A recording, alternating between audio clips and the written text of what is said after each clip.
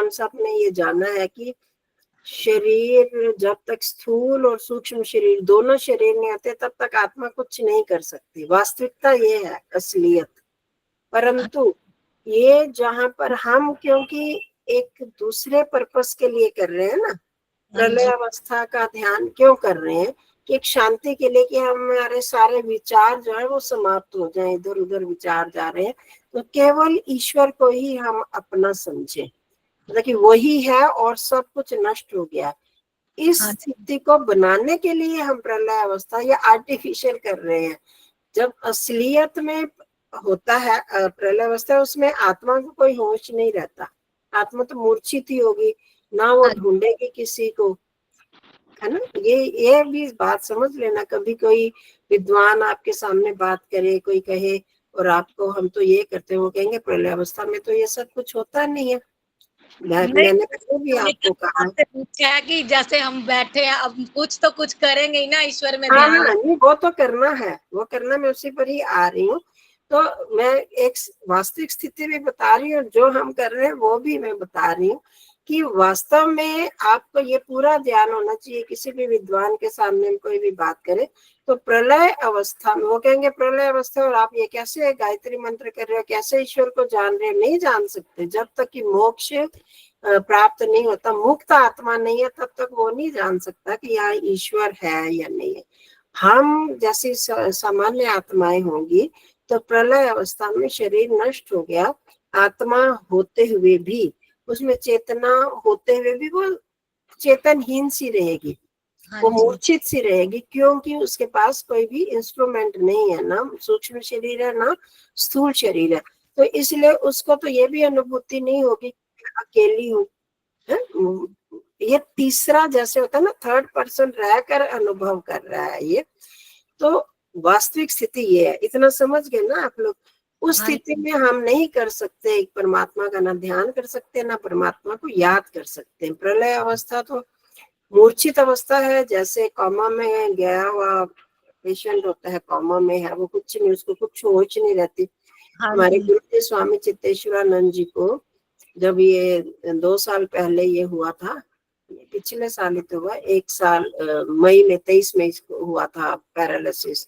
तो अभी भी वो कहते हैं, अभी भी जब भी कोई नया व्यक्ति या पुराने, मैं भी 2-3 बार मिल चुकी हूँ, हर बार वो रिपीट करते हैं कि मेरे को ये हुआ और मैं बेहोश हो गया, मेरे को तो पता ही नहीं मैं कहाँ पर हूँ। वो 5 दिन कहाँ पर रहा मेरे को कुछ नहीं पता। वो कोमा में भी नहीं थे, जबकि उनका मस्तिष्क काम नहीं कर रहा होगा। वो बताते हैं कि जब भी नर्सें आती थी, उनको ड्रिप लगा जाती थी, कोई नमस्ते करता तो आशीर्वाद भी देते थे उनको, वो धन्यवाद भी, हर काम के लिए धन्यवाद उनकी आदत है, उनके नस नस में ये चीजें भरी हुई हैं। और गायत्री मंत्र जो बताते हैं कि वो श्वास में लगाई हुई थी नली वगैरह, तो उसमें से भी गायत्री मंत्र की आवाज आती थी, मतलब इतना उनका जप चलता है अंदर ही अंदर। परंतु उनको कुछ भी होश नहीं है, वो अभी भी यही कहते हैं कि मेरे को कुछ नहीं पता। तो मैं ये बता रही हूँ कि कोमा वाले व्यक्ति को जैसे कुछ होश नहीं रहता है कि क्या हुआ, उन 5 दिनों का उनको कुछ भी नहीं पता। अभी उस दिन भी मैं जब अभी गई हुई थी तो भी उनको यही बताया गया, नहीं गुरुजी आप उन दिनों ऐसे ऐसे ये काम तो सब करते थे, आशीर्वाद भी देते थे, धन्यवाद भी करते थे और ये जब भी करते थे, परंतु उनको होश नहीं। तो बिल्कुल इसी तरह से आत्मा को तो ये भी नहीं रहते, उसमें तो संस्कार भी नहीं रहेंगे उस समय प्रलय अवस्था में, तो उस समय वो कुछ नहीं कर सकता। ये याद रखते हुए भी अभी जो हम प्रलय अवस्था का संपादन कर रहे हैं, उसकी कल्पना कर रहे हैं कि प्रलय अवस्था में क्या स्थिति होगी।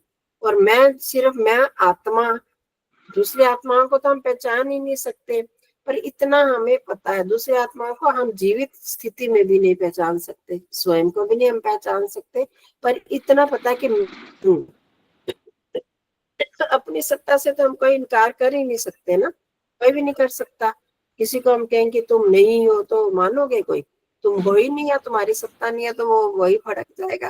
तो हम सब कहते हुए भी ना पहचानते हुए मैं तो हूँ, मैं सो कोई इनकार नहीं कर सकता, परंतु प्रलय अवस्था में वो भी स्थिति नहीं रहती। अब जब मैं हूँ और परमात्मा भी है, जो स्थिति वास्तविक होगी उसको हम कल्पना करके कह रहे हैं और उसको जीवित अवस्था, दोनों चीजों को हमने कंबाइन कर दिया है कि उस समय और कोई भी नहीं है हमारे लिए, और मैं आत्मा तो हूँ और परमात्मा मेरे साथ है। ये वास्तविक स्थिति है। परंतु आत्मा को कोई होश नहीं है, वो चेतना नहीं है, कोई संज्ञान नहीं है। ये सब होते हुए भी अब हम जो कर रहे हैं ध्यान में, वो हम कर सकते हैं। परमात्मा को अपने साथ माना। अगर हम उस स्थिति में रह सकते हैं कि मैं कुछ भी नहीं, निर्विचार अवस्था में रह जाए कि मैं और परमात्मा और सिर्फ उसके आनंद को अनुभव करें, तो बहुत अच्छी स्थिति है। अगर ये हम नहीं कर सकते, कुछ ना कुछ तो ओम का जप कर सकते हैं।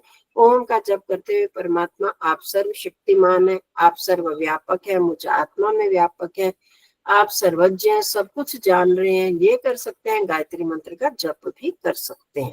ठीक है नीलम जी? हाँ जी माता जी, धन्यवाद बहुत बहुत। हाँ, मतलब कि जैसे जैसे स्थिति बनती है, हम क्योंकि कुछ सेकंड्स के लिए वो स्थिति तो बना सकते हैं कि अब हाँ कुछ भी नहीं है, कुछ भी नहीं है, तो कोई भी विचार ना उठे। कुछ देर के लिए तो होता होगा कुछ लोगों का कि बिल्कुल शून्य सी अवस्था होगी, बस एक परमात्मा की अनुभूति होने लगी है, मैं और परमात्मा। तो जितनी देर वो स्थिति बनी रहती है तो बहुत अच्छी बात है। नहीं बनती तो फिर एक गुण उठा लीजिए परमात्मा का, कोई भी। ओम का जप करते हुए, गायत्री का जप करते हुए, प्राणाधार, रक्षा करने वाला, न्यायकारी, कुछ भी कर सकते हैं। गायत्री का जप भी कर सकते हैं। ठीक है नीलम जी? हाँ जी माता जी।